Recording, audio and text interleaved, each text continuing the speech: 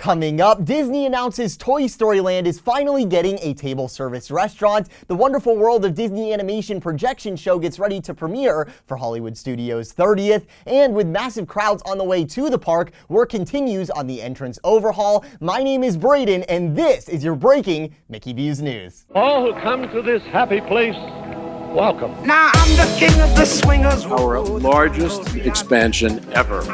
We're not just building one of these, we're building two. All right, everyone, so it has just been announced a table service restaurant is coming to Toy Story Land at Walt Disney World in Disney's Hollywood Studios. Here's your first look at the concept art for the new Roundup Rodeo Barbecue restaurant. When this was announced today, I got a lot of congratulatory tweets and emails because we were just talking about this very project on our last video, The Magic Weekly. Make sure you're subscribed because we've predicted more Disney announcements in the last 6 months than anyone else. We were the first to talk about the Epcot Forever show.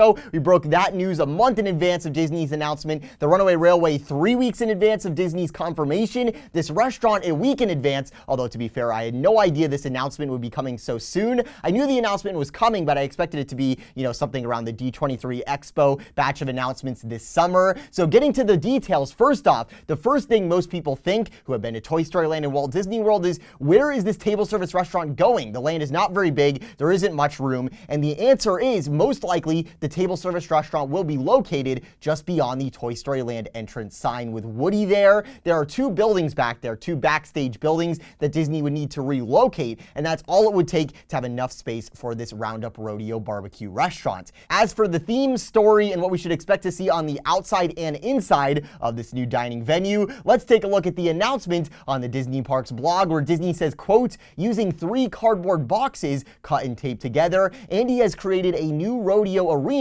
using some of his favorite toys, games, and play sets. And while some pieces are definitely Western themed, what makes this rodeo special is the broad assortment of toys that have been brought together to create a fun, colorful mashup atmosphere that only a child could create. Once inside, you'll be surrounded by all of the rodeo festivities in action, as well as Western town and train station play sets. And you just might spot some of your favorite Disney Pixar characters scattered throughout the restaurant in the form of toys and game pieces, including a toy version of Jessie riding on the back of a Trixie pull toy and unique toy versions of Bo Peep and her sheep, all who appear to be performing in a rodeo together. So is this a dining venue with animatronics, walk-around characters, or just stationary figures? Perhaps a mix of all 3? It sounds like we're talking about stationary figures here inside this restaurant. I thought that Disney would go with character dining because you can usually charge a little bit more for that, but it looks like instead we'll have these stationary characters that will actually, you'll have Jessie there and all that sort of stuff, and they won't actually be moving around, which sort of makes sense if you think about the Toy Story Land ethos, because the characters are already outside. Jessie is already outside meeting people, and so is Woody, and so is Buzz. Having them also inside the restaurant, it's a Disney rule not to have 2 of the same character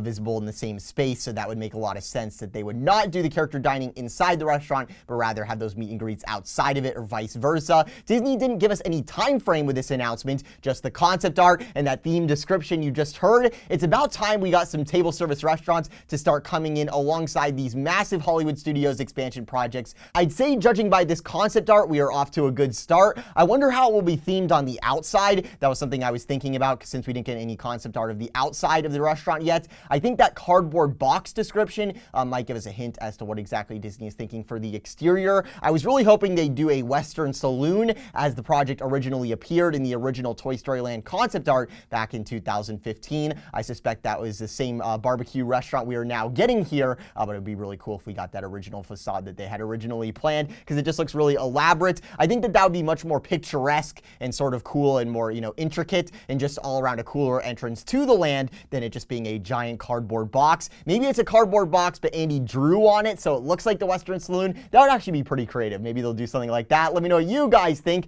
Also in Hollywood Studios this week, today we are on the eve of a brand new projection show premiering at the park as part of the Hollywood Studios 30th anniversary festivities beginning tomorrow. The show, The Wonderful World of Animation, will feature a wide assortment of Disney intellectual property animated characters with a variety of Disney songs to go along with them. Sounds like a lot of fun. Disney released some footage of the live entertainment team putting on the final touches for the new show. There's probably some discussion to be had here about us very rapidly heading towards a Walt Disney World, where quite literally every nighttime show is going to be a mashup of Disney movie characters. Disney announced they're adding characters to the Rivers of Light in the Animal Kingdom. They're going to be adding some Disney characters there, which for the record, I think they absolutely should do there, and I think they should do here too with this projection show that I'm sure will be great in Hollywood Studios. But looking at places like Epcot and the permanent property tie-in show coming over there in 2020, I'm not nearly as enthused. It's true, people come to Disney to see Disney stuff. They want to see the characters and stories and hear the music they already know and recognize. But when all the spectaculars and projection shows in 2020 are all just movie mashups and they start to blend together, when things aren't unique anymore because Disney makes everything about synergy, I'll tell you what will happen. People won't bother going to see all these spectaculars. It's going to become a see one, see them all situation. When all the shows are essentially the same thing,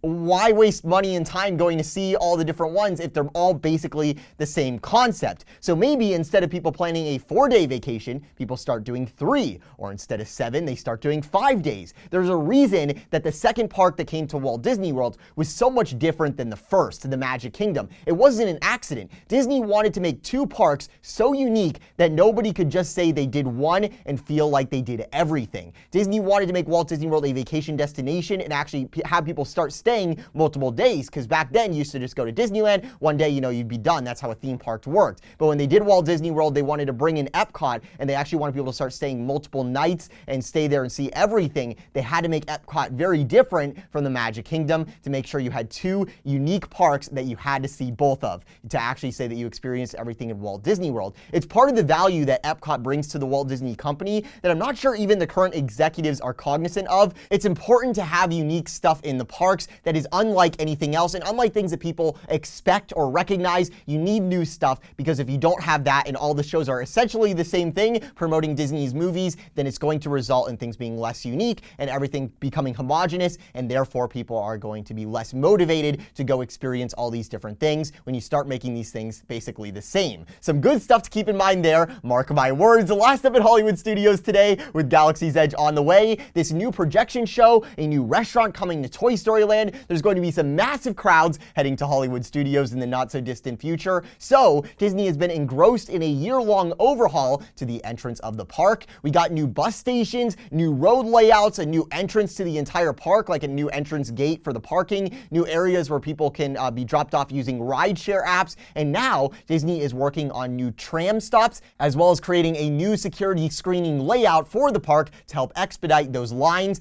for the park when Galaxy's Edge opens. That is going to be wild. If you look at these latest photos from WDW Magic, it seems to me work is about complete on the new tram stops there. Hopefully those will be opening soon as we get into May and the summer crowds approach. Let me know what you guys think. That's the latest news in Hollywood Studios this week. Be sure to subscribe with that notification bell on so you never miss any news. We've got some incredible t-shirts for sale starting under $20. Link in the description below. Thank you so much for all of you who have ordered the shirts in these past weeks. It just means so much to me. It's a really great support for our show. You can also check out our Patreon and check out all the cool perks we have over there, like being one of the executive producers listed at the end of these videos. And we also have a PayPal link in the description if you just want to do a one-time donation. Literally anything helps make this show possible. Just you watching does. So thank you so much. From the Mickey V's Magic Studio, I'm Brayden. Have a magical day.